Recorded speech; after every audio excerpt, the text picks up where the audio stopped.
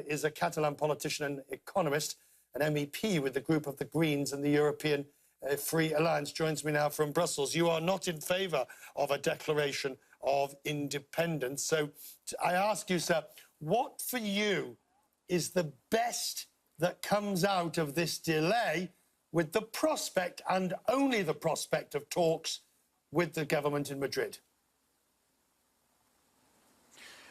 Well, I think today we have avoided the worst-case scenario. The worst-case scenario was a unilateral declaration of independence, followed immediately by a suspension of the autonomy from the side of the Spanish government. That would mean a huge institutional crisis with very clear effects on the economy. We already have some companies fleeing Catalonia because of this, and that big institutional crisis with the intervention of the Catalan autonomy would have been the worst-case scenario. So I think, like your correspondent was saying now, we have avoided that, and there is a small room for dialogue now that opens, and we need to take profit of that small room that we have and need to promote dialogue. And I think that it's very important what also the European Commission will do, whether they will be able to promote that dialogue. We have the opportunity now. I think what happened in Catalan Parliament is a good step forward towards dialogue. Now, let me ask you, what business is it of the European Commission?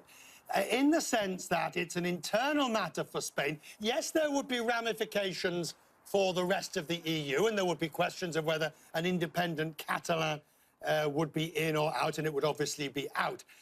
But it's not an EU matter.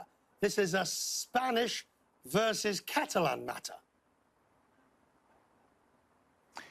It's an internal matter of Spain, but I think that the crisis has gone to a level where I think most European countries and European institutions are worried. One of the reasons why I think today the Catalan president decided not to go for a unilateral declaration of his independence is that we had a statement of the president of the EU Council asking him directly not to do so. And I want to take the opportunity to thank the president of the EU Council for that call. Many people have been calling the president of Qatar not to do that.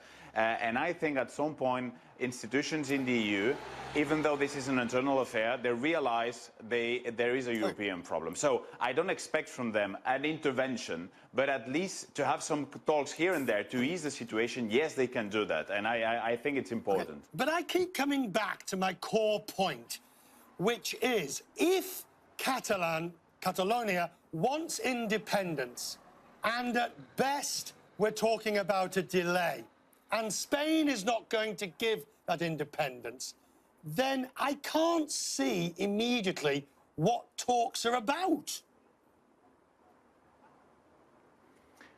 Well, I think what the Catalan people is in a majority asking is the right to have a referendum like the Scottish had.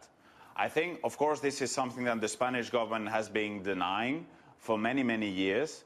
But I think this is something that at a certain moment the Spanish government should start accepting to discuss. On the other hand, the Spanish government has also refused completely to discuss constitutional reform.